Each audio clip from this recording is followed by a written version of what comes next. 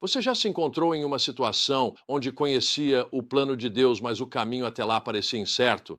Hoje, vamos explorar a tensão entre promessas de Deus e impaciência humana. Estamos explorando 2 Samuel 2, versículo 1 até o capítulo 3, versículo 5, onde vemos a obediência paciente de Davi e a ambição de Abner, general de Saul. A mensagem está em 2 Samuel 2:1. Com o passar do tempo, Davi consultou o Senhor. Este versículo simples estabelece o tom para tudo o que vem a seguir.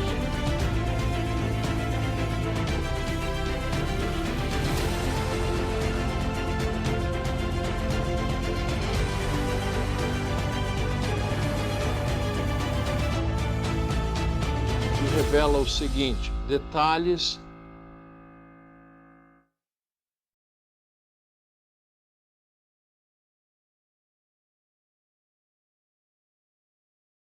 segredo. Essa passagem está em 2 Samuel, capítulo 2, versículo 1. Com o passar do tempo, Davi consultou o Senhor. Este versículo simples estabelece o tom para tudo o que vem a seguir e revela o segredo do sucesso de Davi, seu compromisso inabalável de buscar a orientação de Deus antes de agir. Nossa história começa com Davi em um momento decisivo. Saul está morto e a promessa do reinado está ao seu alcance, mas em vez de correr para tomar o trono, Davi faz algo notável. Ele pergunta a Deus o que deve fazer a seguir. Esse momento de buscar a vontade de Deus é crucial e é uma prática que, bem, nos faria muito bem se a imitássemos em nossas vidas. Então, Deus orienta Davi a ir para Hebron, onde ele é ungido rei de Judá. Perceba que ele ainda não reina sobre todo Israel, apenas sobre uma tribo de maneira geral. Davi não reclama nem tenta tomar mais poder. Ele aceita o que Deus lhe deu e espera pelo restante no tempo de Deus. Enquanto isso, vemos uma abordagem bem diferente por parte de Abner, o comandante militar de Saul. Ele toma as rédeas da situação e faz do filho de Saul, Isbosete, rei sobre o restante de Israel. Ele prepara o terreno para um conflito longo e amargo entre a casa de Davi e a casa de Saul. O confronto dessas abordagens culmina no trágico incidente na piscina de Gibeão. O que começa como uma disputa entre 12 jovens de cada lado, rapidamente se transforma em uma batalha em grande escala. Nunca devemos esquecer o quão rapidamente a violência pode sair do controle quando deixamos nossas ambições e orgulho dominarem. No calor da batalha, vemos um momento crucial entre Abner e Asael, irmão de Joabe. Abner tenta afastar Asael, mas a persistência de Asael leva à sua morte de forma trágica. É uma ilustração realmente impactante dos perigos da ambição cega e da recusa em ouvir conselhos sábios. À medida que o conflito se prolonga, somos informados de que Davi se fortalecia cada vez mais, enquanto a casa de Saul se enfraquecia cada vez mais. 2 Samuel 3:1. Isso não é uma afirmação sobre poder militar. É um reflexo da realidade espiritual que estava em jogo. Davi, que buscava constantemente a vontade de Deus, Deus estabelecia, enquanto a casa de Saul, construída sobre ambição humana e apego ao poder, estava destinada a cair.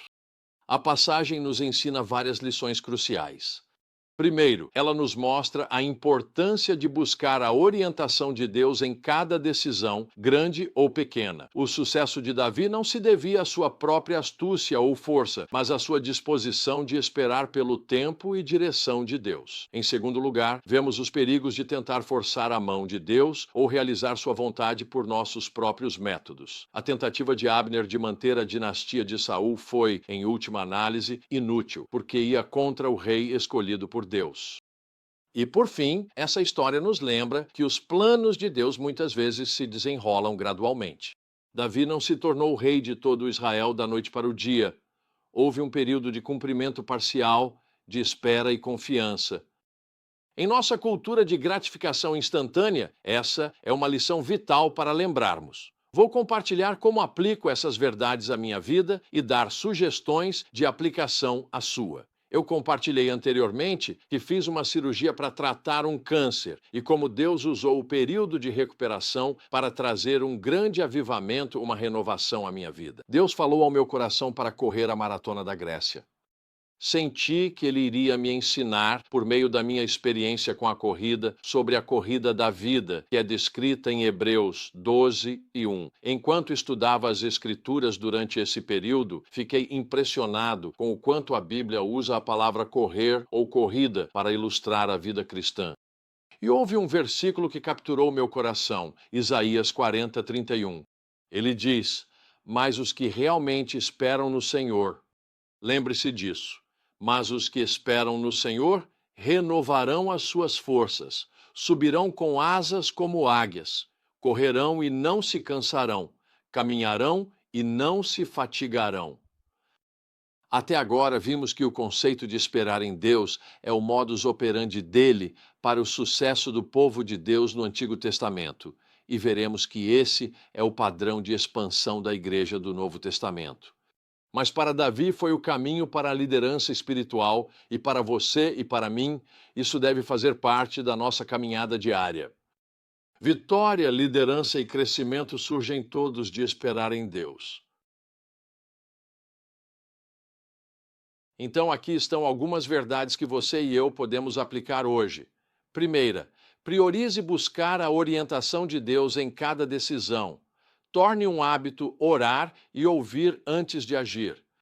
Segunda, seja paciente com o tempo de Deus. Se você sabe que Deus prometeu algo, confie no tempo dele para o cumprimento. Terceira, evite a tentação de forçar resultados ou tomar atalhos.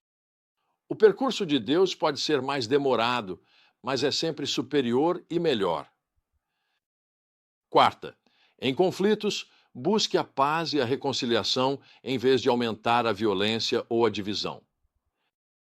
A história da ascensão de Davi ao reinado nos lembra que o verdadeiro sucesso vem de nos alinharmos com a vontade de Deus e com o seu tempo.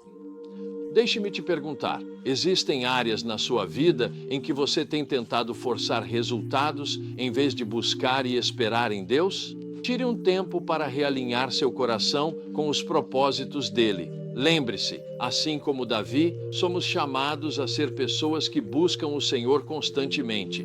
É nesse lugar de busca por ele que encontramos verdadeira orientação, força e, em última instância, o cumprimento das suas promessas em nossas vidas.